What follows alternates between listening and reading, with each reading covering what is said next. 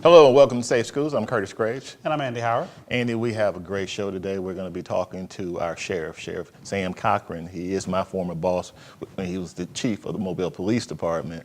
But now as the sheriff, he has done extraordinary things. Not that he didn't do it as police chief, but he has more latitude to do more things positive for the community.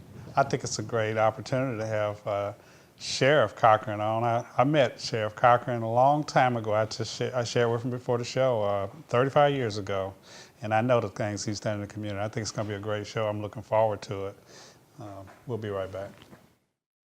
As a student in the Mobile County Public Schools, there are a few things I've come to expect. One is a quality education, and the other is a quality lunch. Not only are our school meals well balanced, meeting all federal nutritional standards, but they also have less fat, fewer calories, and they taste really good. Oh, and I forgot to mention, our school lunches contain whole wheat, grains, fruits, and vegetables to give me the energy and brain power to get me through the day.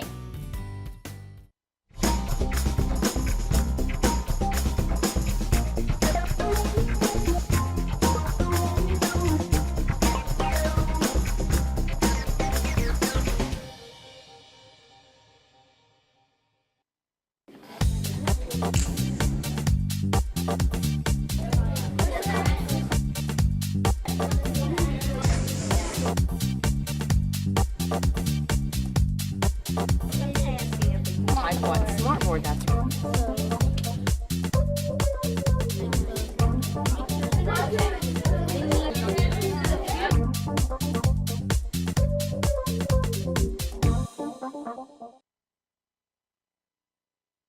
We're back. I want to welcome you, Sheriff Cochran, to the show. Thanks for coming on, taking time out to be here. Glad to be here, Curtis. Andy, thank you. Well, thank you for coming on. I know I said 35 years ago, we're only 36 and 37, right? But in that time, I do wonder, actually, Sheriff Cochran,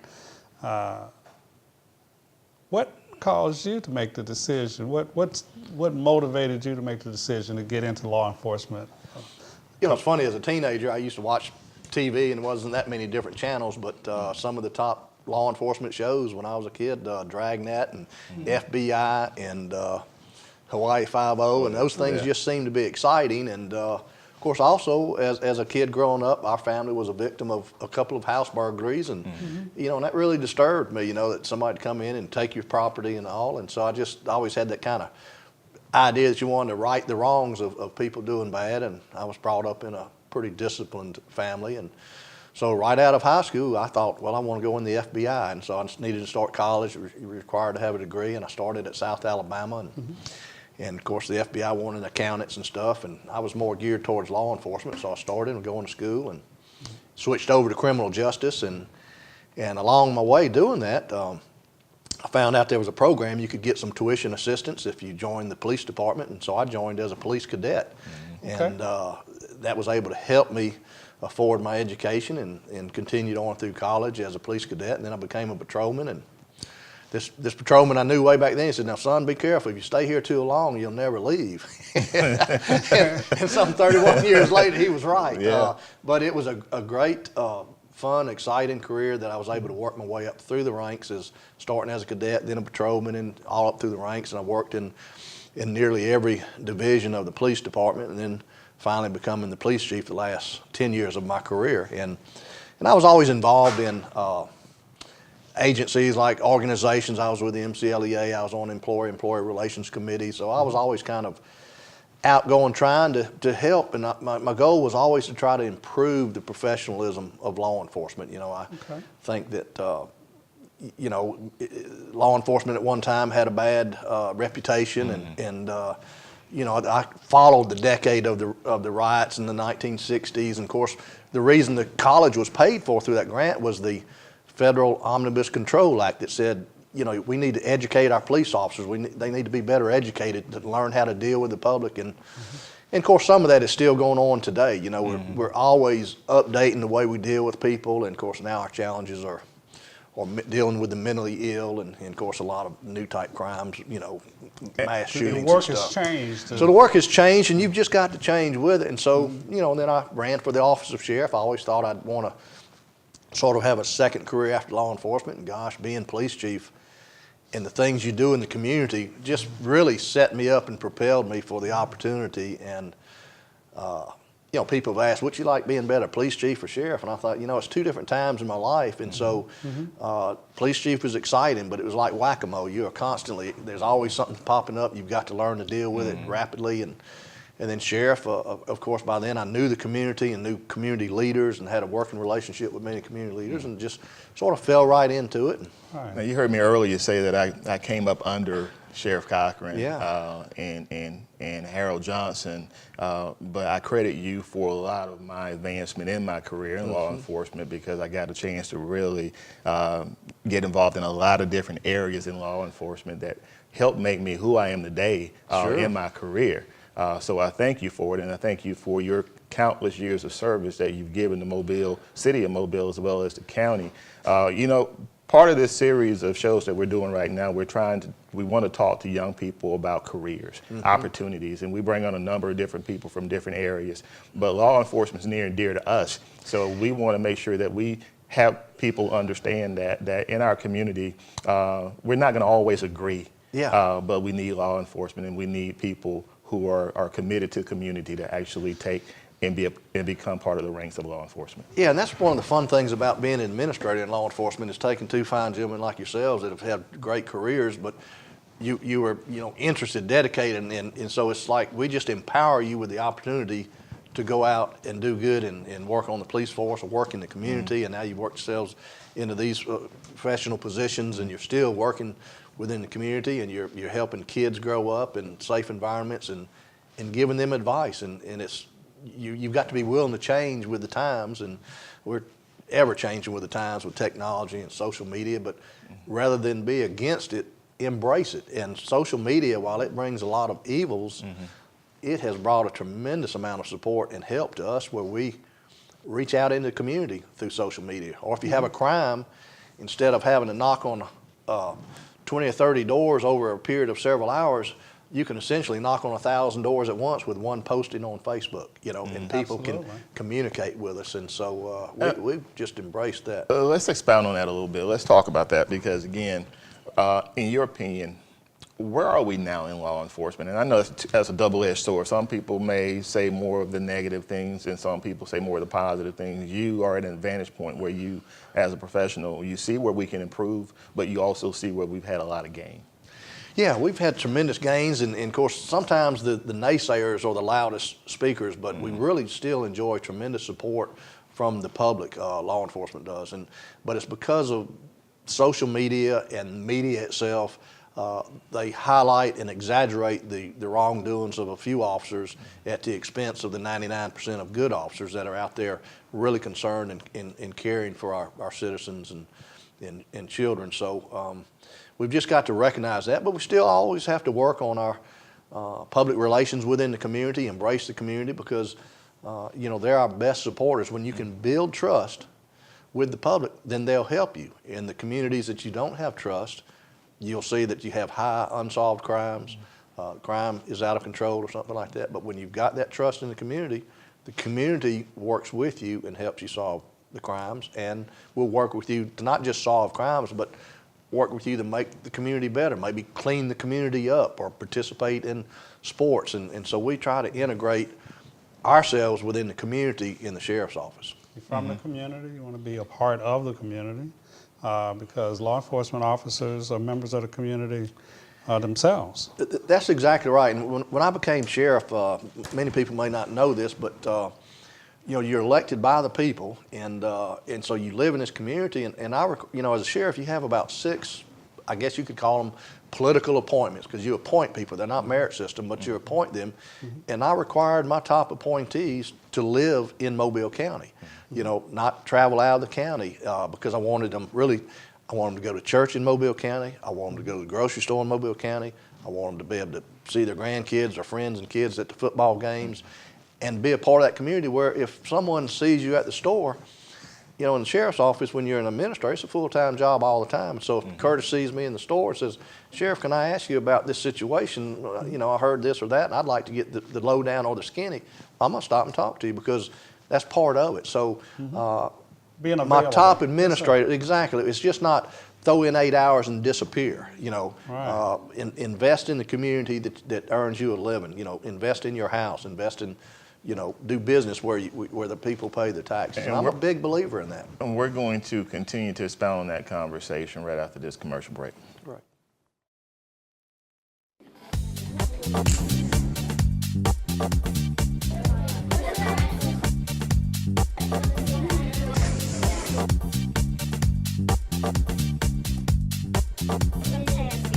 I've got smartboard, that's wrong.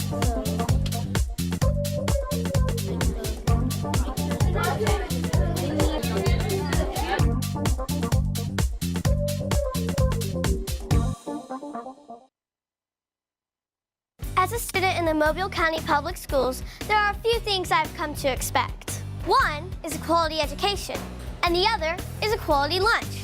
Not only are our school meals well balanced, meeting all federal nutritional standards, but they also have less fat, fewer calories, and they taste really good.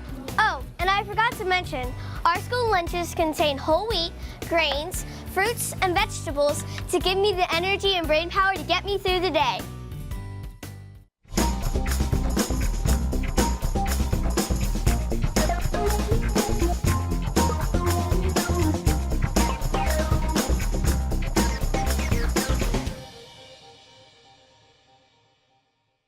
It's a fact. Bullying happens. Bullying can lead to serious physical and emotional pain. But there are some things you can do to prevent or stop it. Stand up for the person who's being bullied. Let the bully know that it's not cool to pick on others. Take action by reporting the bully to a teacher or principal. In the end, when you help someone who's being bullied, you are also helping yourself.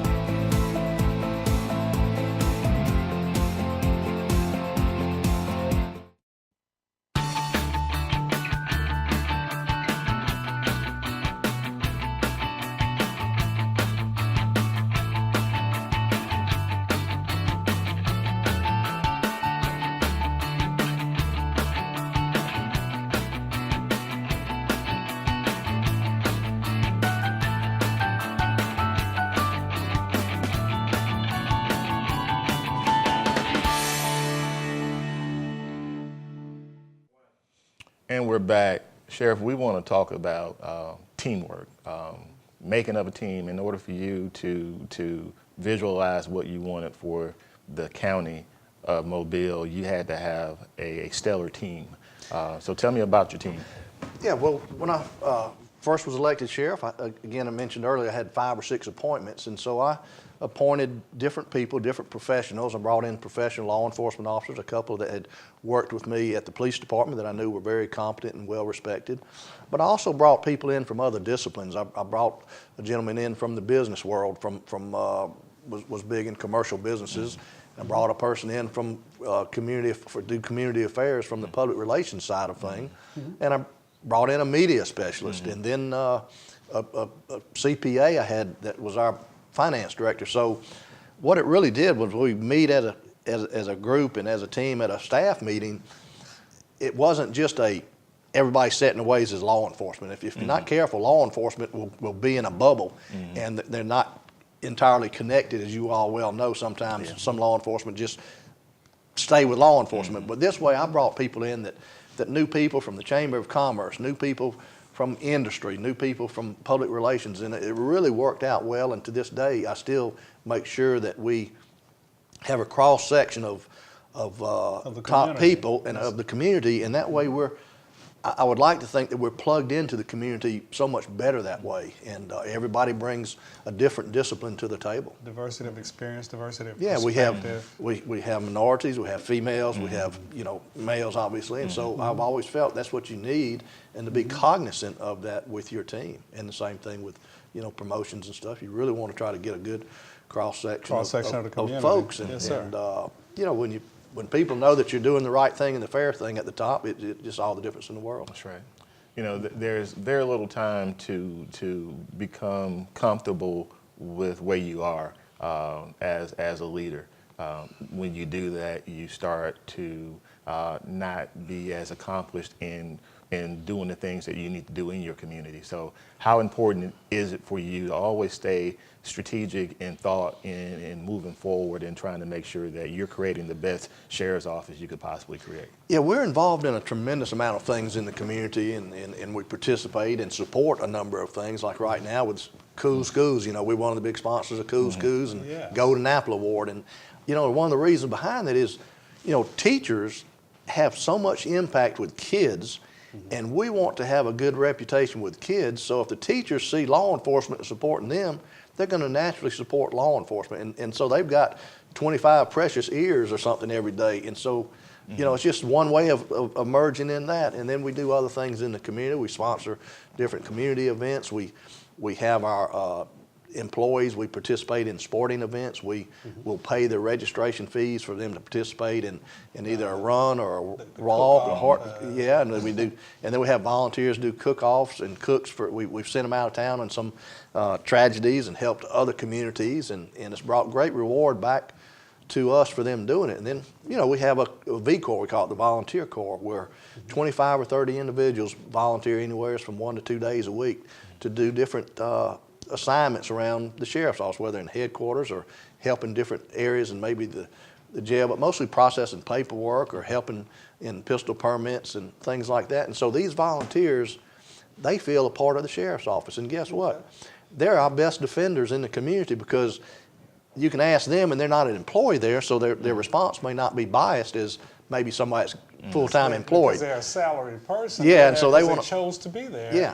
So a volunteer is your best spokesperson in the community, I think. How do people become volunteers? They can contact us at the Sheriff's Office Administration Building, and the gentleman, Buddy Pope, is in charge of it right now, and he interviews them and sets them up, sees what their specialties are in, and they've helped us in an enormous number of actions that we take. Took a lot of workload, and so it's equally valuable to us. And then, of course, we have other agencies, other organizations. We have the reserve deputies, which volunteer and work around festivals, provide security at festivals. They work with the deputies, transport prisoners.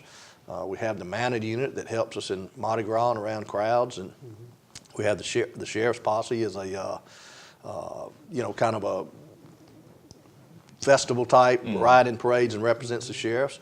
And then we have the sheriff's flotilla that's been around for, I think, 60 years, and they contribute tens of thousands of dollars worth of savings in man hours, where they're searching for people, rescuing stranded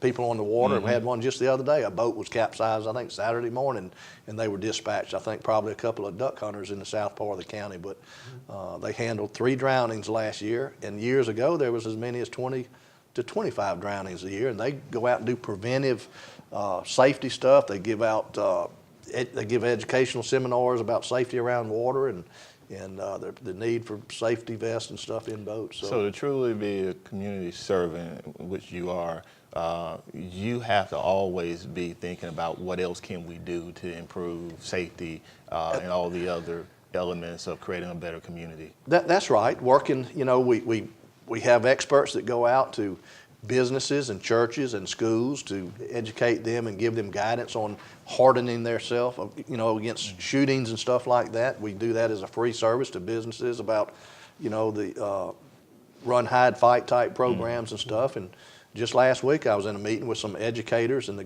Gulf Coast Technology Center, which is a joint effort with the police department, the Secret Service, and several law enforcement agencies, Mobile and Baldwin County. Educators and law enforcement and others came together and were forming a task force and working with Secret Service, and we're all going to be educated even better on sort of profiling people at risk, students that are at risk that would be an active shooter or something, and how to identify that person without necessarily violating their rights, but we can communicate and have experts on. We want to stop. Trying to be more proactive. More proactive, right. and peel those students that are headed down the wrong road that could turn into something bad intervene even that much more. Let's don't wait until it happens. Let's That's do something right. beforehand. And we're going to continue that conversation right after this commercial break.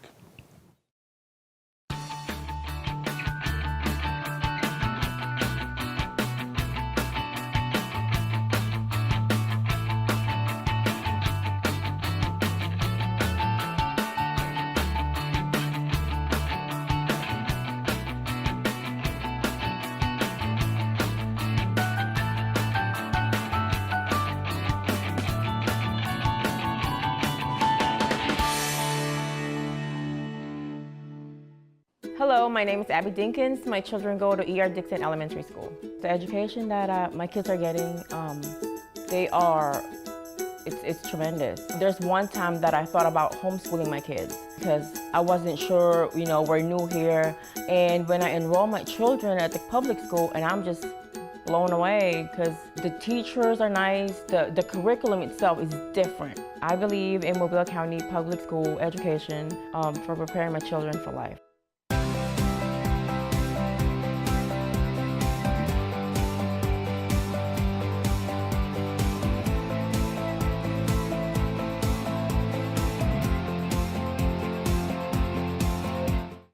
At Mobile County Public Schools, we believe it starts with us. That's why we offer Signature Academies. Hello, I'm Jordan Clark, and I'm in the Health Service Academy at John L. LaFleur Magnet High School. My future career is to be an obstetrician gynecologist. With this academy, I'm learning firsthand from people already working in the industry. Shadowing them on the job really makes me want to study hard and work harder towards my career goals. Signature Academies are open to all students in Mobile County Public High Schools. Visit mcpss.com.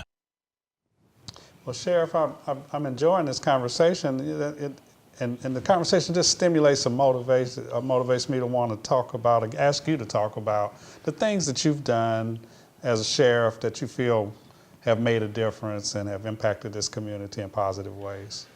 We put together a program back in about '98. We called it our Meth Initiative, and started out with a text line, and we're texting in tips on people cooking meth, and it evolved over a period of time. We had a meth coordinator, and over a period of years, we had a multifaceted approach to combat home manufacturing of meth in Mobile County. We were, as you can recall, we were having meth explosions probably on a weekly basis where meth labs would explode and sometimes blow a hotel front out or set a house on fire or a house trail on fire, and the meth people themselves were getting burned up and having to go to the burn unit. And so we did a number of things, but the V-Corps, the people we spoke of earlier, we actually went out to all 100 drugstores in Mobile County and 300 mom and pop stores at the time that were selling pseudoephedrine and recorded the records, entered it into a database, and it took a lot of man hours, but then we identified who was buying 50, 75, 100 packs of pseudoephedrine. Well, they were the meth cooks, and then we focused on them. We went to the legislature, and we had the laws tightened up on that to where eventually they could only purchase 2 packs a month, and it was put on an electronic record where they would be denied anywhere in the state of Alabama if they'd had 2 purchases. So between the text line, the laws changing, the high focus, and the public relations aspect of putting out who to be on the lookout for, working with our drugstores, and then the mom and pop stores that were selling it, they quit selling it, so it went from 500 places to buy it to 100 places. And so over the period of years, the last couple of years, we've just never have a meth lab explosion, hardly at all. And so it saved the University of South Alabama burn unit millions and millions of dollars. One burn victim sometimes could run up several $100,000 in medical cost, and of course none of those people have insurance. So that was a very successful program, and we recently had a sort of a small book written about to expose just what all went into that program, because there's several players involved from several facets, and they really needed to be given the recognition of the roles that they played. It even talks about the smurfing that was going on. There's a nickname we use for the people that would go buy the pseudoephedrine, turn it over to the mess. They were called smurfs. They would go from drugstore to drugstore to drugstore sometimes, and so now we don't have those explosions. We don't have the expenses of South Alabama. Now the negative side, or the flip side, we have Mexican ice now has sort of filled the void, but at least we can concentrate on those big cartels and big drug dealers that are trying to ship it in. And as you may recently saw, we just seized 80 pounds of Mexican ice on the interstate about a week and a half ago. So now you can take a big load off at once versus a small half ounce of meth that somebody's cooking in their backyard. So very successful. And we're pretty happy with where we had the laws changed on our metals, where we were having, you can recall, copper being stolen and sold at scrap metal yards and catalytic converters, and it was the same thieves going around busting in the air conditioners and going and selling at the junkyards, and there were 20-something junkyards. Well, it made our life better in the schools when they yeah, stopped probably every weekend. Every weekend, some schools somewhere in the county would be hit with a metals theft, and the kids would show up.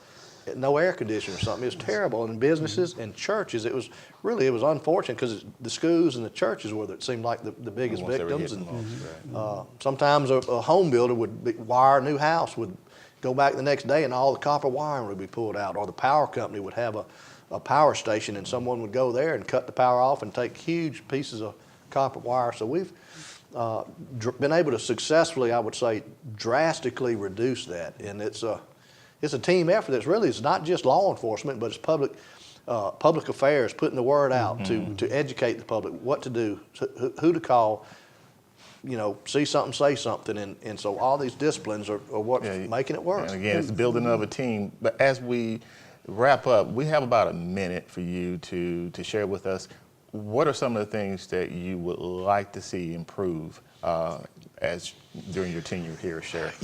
We've got to improve our criminal justice system, and when I say that, it's the system from the crime prevention to the law enforcement to the courts to the prosecutors to the parole and probation officers to the court system.